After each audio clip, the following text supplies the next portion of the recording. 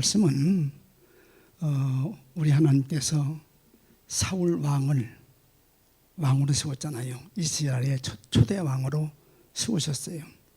사무엘로 하여금 기름 부어서 왕을 삼으시고, 왕 삼은 이후에 최초에 처음으로 하신 말씀이 어떤 것이냐, 오늘 본문의 말씀인데, 이 사무엘로 사울에게 기름을 부어 왕을 삼으시고, 그리고서 하신 말씀, 이제 너는 왕이 됐으니 네가 할 일은 바로 아말렉은 남녀 노유, 남자 여자, 노인 어린 나이, 소와 젖 먹는 어린 나이까지 다 죽여라.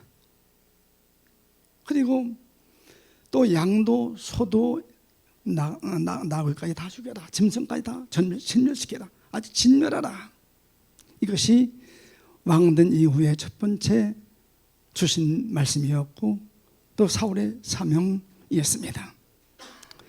이 말을 들은 사울 왕이 처음에 왕될 때는 괜찮았던 왕이니까 즉시 명령 순종함으로 백성을 소집하고, 그리고 그 백성들로 하여금 그 아말렉 골짜기에 전부 다 밤중에 복병을 시켰습니다.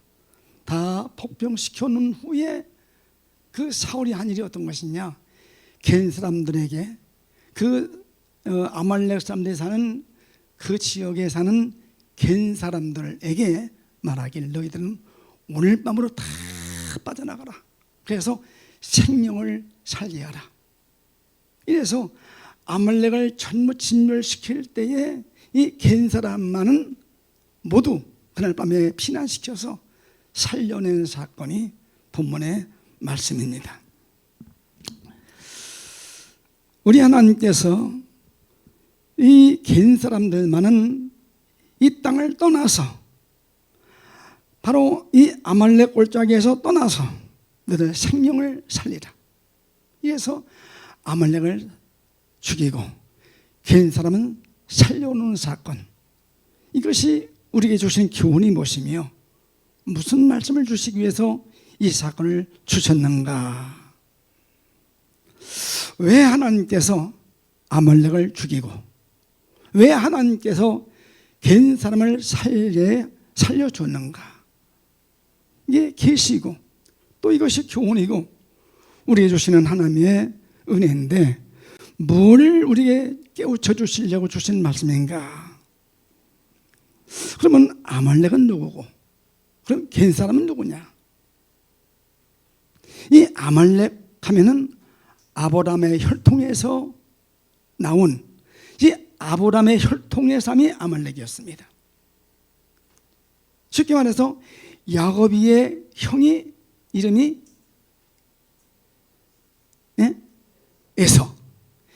에서의 손자 족속이 아말렉입니다. 왜 아브라함의 믿음의 조상 아브라함의 혈통의 그 에서의 그 손자로 하여금, 그 손자족으로 하여금 진멸하도록 남녀 육아까지 젖 먹는 나이까지 죽이려 했으니까 그건 아주 완전히 진멸시킨 겁니다. 왜 아브라함의 혈통을 죽여놨는가? 그런데 거기에 살린 족속이 누구냐면 겐 족속이거든. 그럼 겐 족속은 누구냐? 겐 족속은 모세의 장인 이도르의 후손들이니까 모세의 초족들이라고 볼 수가 있습니다. 왜 하나님께서 바로 이 아브라함의 혈통은 다 죽이고 그 모세의 그 장인족들만은 살도록 하셨는가? 뭘 교훈하기 위해서 주신 말씀인가? 이방민족인데 이 아말렉 족속 속에서 함께 거하는 유목민들이고 양을 치는, 지금 쉽게 말해서 나그네들인데 왜 그는 살리고 그 아말렉에 사는 아브라함 후손은 죽였는가? 이유가 바로 뭘까? 성경을 보다가 주시는 교훈을 다는 아니겠지만은 저 나름대로 혼자 왜 죽이고 왜 살렸는가? 그러면 여기서 살리고 죽인 원인을 보니까 바로 이 괜 사람이 할 일이 무엇인가? 그가 한 일이 바로 무엇인가? 무엇 한 사람이기 때문에 살렸는가? 이렇게 제가 좀 접근하면서 성경을 풀어봤습니다. 이 괜 사람은 바로 그 모세의 처족인데, 이 모세가 사실은 애굽에서 나서 그는 그때 남자나 죽일 때니까 그 왕의 딸 공주의 아들로 했잖아요. 자기 말로 나는 입이 뻣뻣해 가지고 말을 할 줄 모르는 했지만 그는 말과 일에 능한 자였습니다. 애굽에서 최고의 학문을 배웠던 지식인이었습니다. 그 모세가 어릴 때 어머니 밑에서 아마 몇 살까지 컸는지는 모르지만은 젖될 때까지니까 그 기간 동안에 어머니로부터 그 자기의 조상의 얘기를 들었을 것이고 믿음의 세계를 알았을 것이고 그 이스라엘 민족이 애굽에서 고난당하는 사건을 알았기 때문에 어머니가 젖을 먹이면서 아마 시간 그 어린 나이의 마음속에 지가 아마 모세의 궤도로 훈련시켰고 가르치지 않았는가 그렇게 생각을 해봤어요. 그래서 모세가 성장한 후에 바로 구원운동을 시작했잖아요. 애굽 민족이 바로 이스라엘 민족 싸우니까 왜 싸우느냐 해가지고 애굽 민족을 쳐 죽이잖아요. 다음에 또 다시 두 번째 보니까 같은 민족이 싸우니까 왜 같은 민족을 싸우느냐? 네가 먼저 애굽 놈을 죽이더니 나도 죽이려 하느냐? 해가지고 들통났잖아. 그래 왕이 그 사실을 알고서 죽이려니까 도망가가지고 망명생을 했잖아요. 미디안으로 가가지고 미디안 가가지고 그것이 바로 겐족 사람들입니다. 미디안에서. 그런데 거기 가자마자 보니까 그 이도로라는 이드로 모세 장인이죠. 그의 딸이 몇인지 아십니까? 이드로의 딸이 7. 꽤 많지요. 우리 외할아버지는 딸이 13이니까 그보다는 적지만은 어쨌든지 딸 7이 양을 치는 목동들로 양을 칩니다. 양을 치러 가가지고 저녁에 양의 물을 먹이는데 이 남자들이 자꾸 방해하는 거예요. 그래가지고 물을 못 먹여가지고 다 먹이고 간 후에 제일 늦게 물을 먹여가지고 아주 늦게 들어와요. 근데 그날 하루는 일찍 온 거예요. 그래 아버지가 깜짝 놀래가지고 웬일이냐? 왜 이렇게 일찍 왔느냐? 애굽 청년이 도와줘서 그랬다고. 그러니까 그 아버지가 그러면 그 청년 어디 있느냐? 왜 두고 왔느냐? 데려와라 해서 데려다가 바로 사울 삼잖아요. 십보라라는 딸을 줘서 사울 삼잖아요. 그러니까 그때 거기서부터 모세는 연단이 시작된 거예요. 하나님께 훈련받기고 연단이 하나님께서 쓰시는 사람은 반드시 연단 과정을 통하는구나 하는 사실을 여기서 발견할 수가 있었습니다. 그런데 이 이도로가 바로 자기 딸을 줘서 사울을 삼고 그 모세를 끝까지 도와줬어요. 마지막 출애굽해가지고 이스라엘 민족들 재판할 때 찾아와서 너 이렇게 어렵게 하느냐? 혼자 이 많은 수백만을 재판 어떻게 하느냐?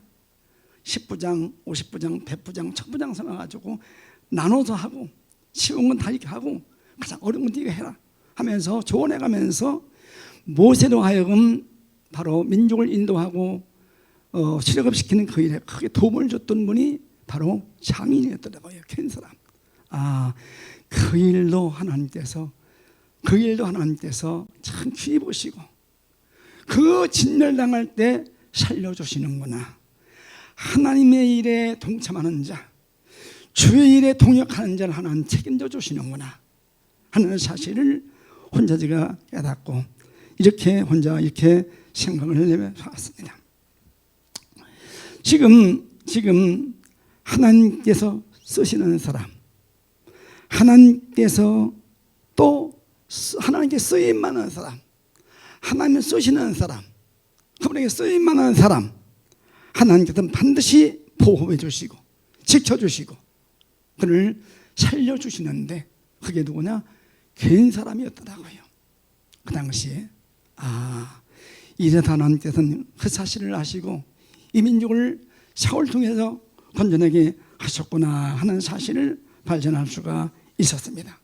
제가 혼자 성경을 보고 왜 이 아브라함의 혈통을 죽이고 참 이해 안 갔어요.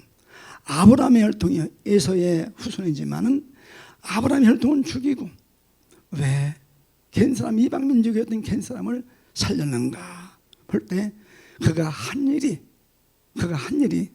하나님의 사람을 도왔던 글이더라고요.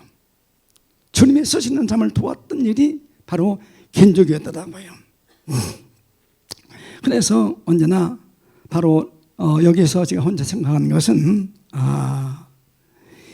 이 주의 일을 하는 사람, 주님의 사역을 돕는 사람들을 향해서 그것이 바로 믿음인데,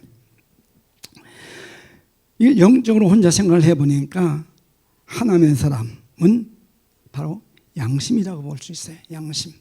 하나님의 사람은 양심이다. 즉 선이다.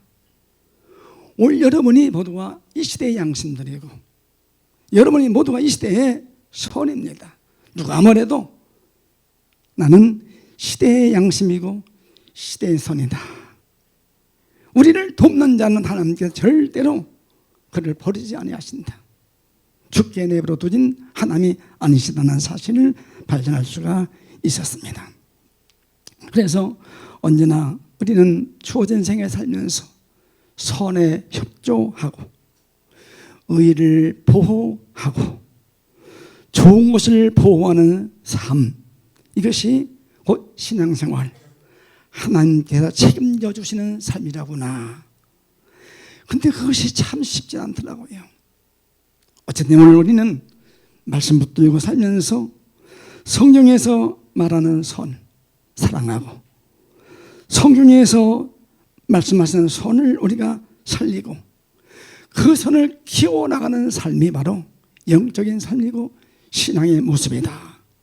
오늘 우리 모두가 믿으시기를 주 이름으로 축원합니다. 그래서 예수 믿는 삶, 그리스도인, 즉 하나님의 사람이라 한다면 언제나 자기 양심을 선편에 세우는 것이 예수 믿는 삶이다. 내 양심을 언제나 의편에 세우는 것이 믿음의 삶이다. 이렇게 성경은 우리에게 교훈해 주시고 있습니다. 이것이 바로 겐 사람을 살리는 일도 되는 것입니다. 사람의 양심은 똑같지 않아요. 사람마다 다 틀려요. 하지만 양심이라는 것은 치우치지 않는다. 사람마다 양심은 다르지만 양심이라는 건 치우치는 것이 아니다. 그거를 우리가 깨달았잖아요. 양심은 치우치지 않습니다. 이해관계를 우리가 초월해서 선편에 서는 것이 양심이거든요. 어떤 사건이나 어떤 소득을 위해서 불법에 선다면 선은 양심과는 전혀 관계없는 삶이니 같은 양심이지만 자기를 위해서 자기 이권을 위해서 움직이는 것은 바로 치우치는 것이기 때문에 이미 양심을 버린 것이거든요. 그것을 향해서 신앙인이라 할 수가 없는 것입니다. 오늘 우리는 이 개인족을 살리는 주의 일에 쓰임받는 양심을 살리는 그 사역이 우리의 삶 속에 이루어져야 되지 않겠는가. 그래서 정말로 주님을 믿는 선 그리스도인이라면, 하나님의 사람이 한다면 선한 양심과 원수 맺지 않는 것이 그리스도인의 삶이다. 선한 양심과 절대 원수 맺지 말자. 어떤 경우라도 양심과 대적이 되지 않고 사는 것이 신앙생활이다. 선한 양심이 내 편이 되도록 사는 것이 바로 이것이 살아나는, 사는, 내가 생존하는 바로 비밀이다. 확정짓는 성도들 되기를 주의 이름으로 축원합니다. 우리가 그렇게 살기가 참 쉽진 않지만 그래도 그래서 사람을 위하여 몸부림치는 생활이 바로 우리의 힘쓰고 애씀이 아니겠습니까? 그것이 두렵고 떨림으로 구원을 이루는 생활이 아니겠습니까? 다시 말씀드립니다. 우리 사시는 동안에 수없는 사건들이 있잖아요. 그런데 어떤 사건이 온다 할지라도 우리 내 안에 있는 양심과는, 신앙 양심과는 절대로 원수 맺지 말고 살자. 어떤 경우라도 이 양심과는 대적되지 말자. 선한 양심이 내 편 되어 사는 것, 이것이 바로 그리스도인의 참 모습이라고 저는 믿습니다. 오늘 우리 모두가 하루를 살면서 이렇게 사시는 한 날 된다면 주님이 얼마나 기뻐하실까? 얼마나 주님이 우리를 사랑스럽게 보시면서 축복하실까? 내가 세상 살면서 다른 건 몰라도 양심 죽이지 아니냐고, 이 양심의 지배를 받으면서 사는 것, 살면서 이것과 원수 맺지 않고 사는 것, 그러기에 가장 세상에 불쌍한 자가 누구냐? 양심과 원수를 맺고 사는 사람이 가장 불쌍한 존재다. 아무리 그가 세상 부귀영화를 누린다 할지라도, 많이 가졌다 할지라도, 높은 지위에 있다 할지라도 양심 버린 자가 가장 불쌍한 자다. 저는 이렇게 혼자 깨달았어요. 그래서 어떤 경우라도 한평생 살면서 이제 내가 남생에 얼마나 살지 모르지만은 절대로 내게 주신 양심의 지배를 받으면서 양심을 내 원수 만들지 않고 살아버리라 결심도 하고 다짐도 해 보았습니다. 분명한 사실은요, 그리스도인이 이 선한 양심 편에 서서 그 양심의 지배를 받기만 하면 하나님은 반드시 옳은 편으로, 복된 편으로 축복의 자리로 인도해 주신다는 사실, 이게 성경 전체에서 주신 교훈이더라고요. 내가 스스로 양심편에 쓰고 그것의 지배를 받으면서 그걸 사랑할 때 하나님 나를 옳은 편으로 인도하시고 복된 자리로 인도하시고 사는 길로 인도하시고 갚아주시는 하나님이시라구나, 이렇게 한번 살아보리라 결심하는 아침 된다면 얼마나 좋을까.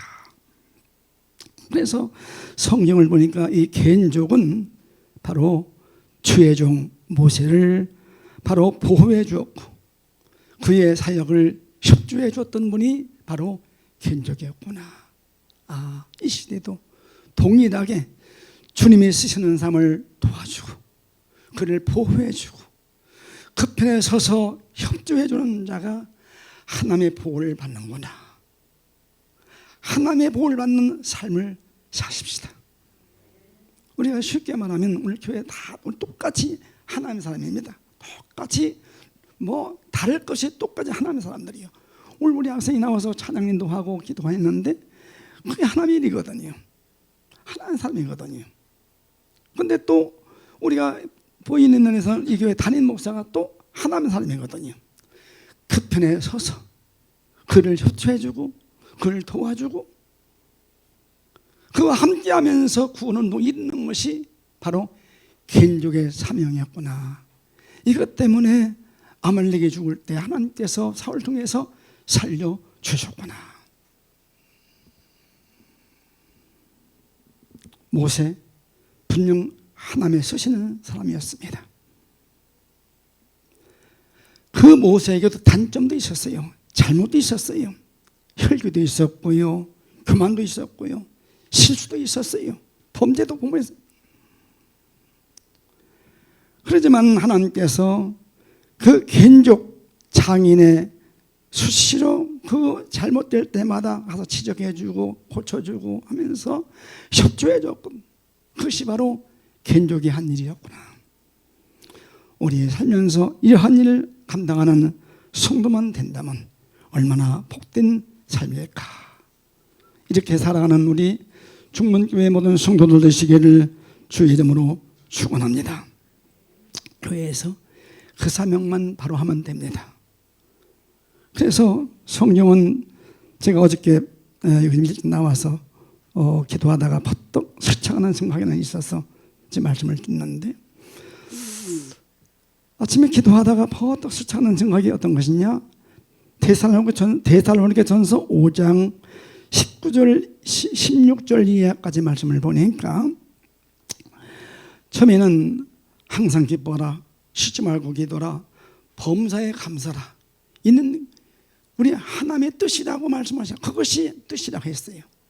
근데 바로 또 이어서 19절 말씀을 보니까 성령을 숨을지 말고, 들려지는 말씀, 들은 말씀, 읽는 말씀 속에서 성령께서 역사하실 때 그걸 소멸하지 아니하고, 20절 보니까 예언을 멸시치 말고, 예언 하나님의 말씀이죠. 성령 말씀, 그 예언의 말씀을 멸시하지 말고, 21절 가보니까 범사에 헤아려 좋은 것은 택하고, 할렐루야, 범사에 헤아려 좋은 것은 택하고, 그리고 22절 말씀을 보니까 악은 모든 모양이라 버려라.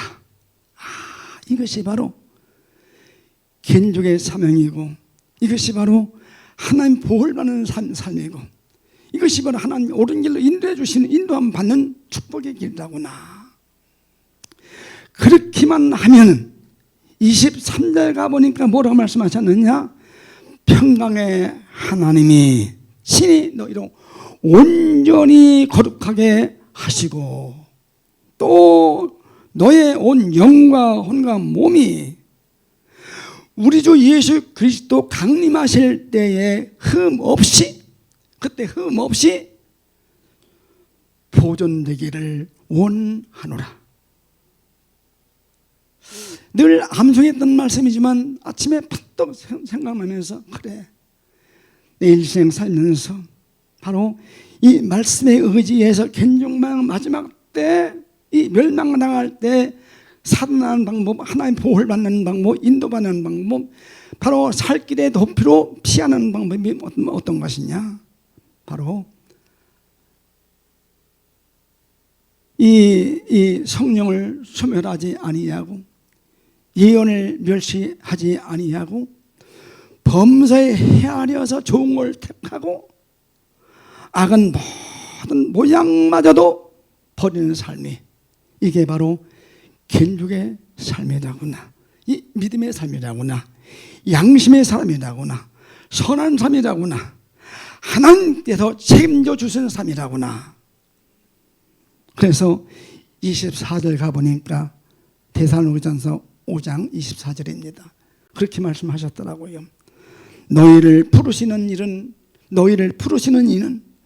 우리를 부르신 그분은 미쁘시니 그간 또한 여기 기록된 대로 이루어 주실 것이다. 오늘 이 놀라우신 은혜가 이 아침 나온 여러분들 위에 그대로 임하기를 우리 주님의 이름으로 축원합니다. 축원합니다. 할렐루야. 이 은혜 안에서 승리하시길 원합니다. 우리 기도하시는데, 하나님 아버지, 내게 이 믿음 주셔서 은혜를, 하나님의 그 성령을 소멸하지 아니하고, 이 예언의 말씀을 멸시하지 아니하고, 범사 그냥 헤아려서, 이건 좋은 것이라구나, 의로운 것이라구나, 아름다운 것이라구나, 그거를 택하고, 악은 모든 버려버리고